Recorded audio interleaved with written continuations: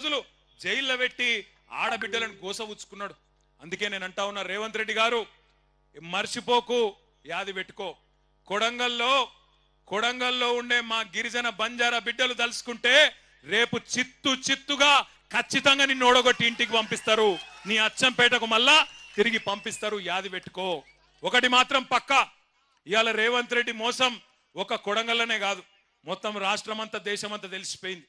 నేను హకీంపేట దాటి కిందికి కోస్గిలకు వచ్చిన. కోస్గిలకు వచ్చే వరకు ఆ గుడి దాకా ఒకటే జనం, బ్రహ్మాండమైన స్వాగతం పలికి.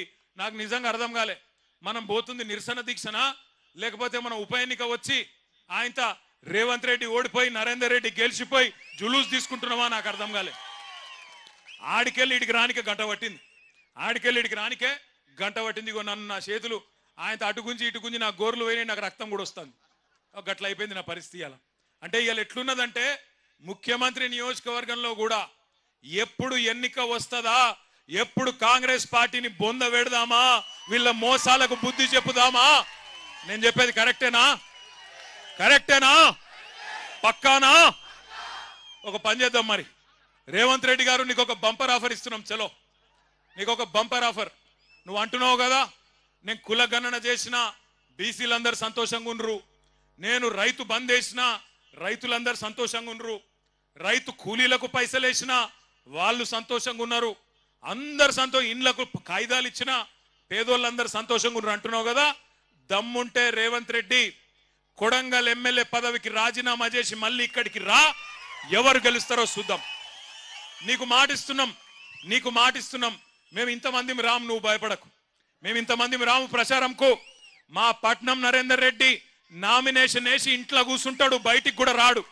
మేము జిల్లా నాయకులం కొంతమందిని తిరుగుతాం. గెలుచుడు కాదు నేను చెప్పేది. 50,000కు ఒక్క ఓటు తక్కువ వచ్చినా నేను రాజకీయ సన్యాసం చేసి మళ్ళా రాజకీయంలో కూడా ఉండా. ఇది వాస్తవం. ఈరోజు కొడంగలే కాదు, రాష్ట్రం మొత్తంలో వాస్తవం ముఖ చిత్రం ఇది.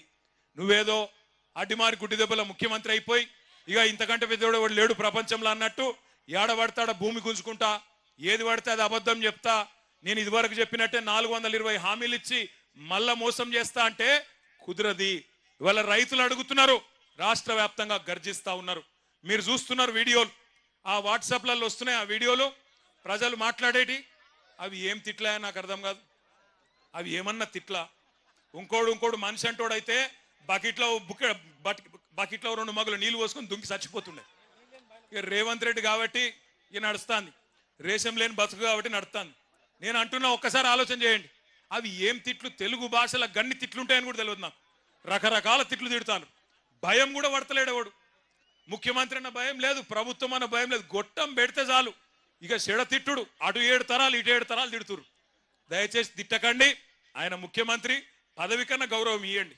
కానీ ఎన్నికల్లో మాత్రం ఈ మోసగానికి గట్టిగా బుద్ధి చెప్పండి. కాంగ్రెస్ పార్టీకి గట్టిగా బుద్ధి చెప్పండి. నేను ఎందుకంటున్నా అంటే, ఉత్తగానే అంటలేను, కోపంతో అంటలేను. ఏమేం చెప్పిండు ఎలక్షన్ల ముంగట రైతులకు? ఎంబడే ఊరుకుండ్రి, ఎంబడే ఓన్రి.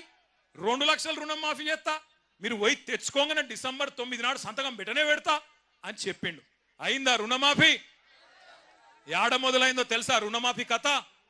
డిసెంబర్ 2023లో రేవంత్ రెడ్డి గారు ముఖ్యమంత్రి కాగానే మీటింగ్ పెట్టిండు.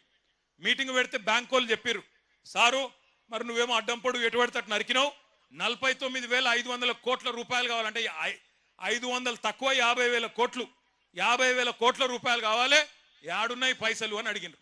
అడిగితే ముఖ్యమంత్రి గారు నవ్విండట. నవ్వి ఇక్కడ లంకె బిందెలు ఉంటాయనుకొని వచ్చినా, లేవు కదా, లంకె బిందెలు ఉంటాయి, నాకు అర్థం కాదు ప్రభుత్వం లేనన్నా అని అన్నాడు. 49,500 కోట్లు. కానీ తెల్లారు ఏమన్నాడో తెలుసా రేవంత్ రెడ్డి? ఎక్కడో మీటింగ్లో మాట్లాడుకుంటా, ఏమున్నదా 40,000 కోట్లు నేను ఒక్క సంవత్సరం కడుపు కట్టుకుంటే అవినీతి చేయకపోతే కట్టి పారేస్తా 40,000 కోట్లు అన్నాడు. అంటే తెల్లారి వరకే 9,500 కోట్లు ఎగిరిపోయింది. మళ్ళా మూడో రోజు క్యాబినెట్ మీటింగ్ పెట్టిండు. క్యాబినెట్ తీర్మానం చేసిర్రట. ఏమని? రైతు రుణమాఫీకి 31,000 కోట్లు సరిపోతాయని. ఇంకో 9,000 కోట్లు మింగిన రాయంత. ఆడికెళ్ళి మళ్ళా బడ్జెట్ పెట్టిండు అసెంబ్లీలో.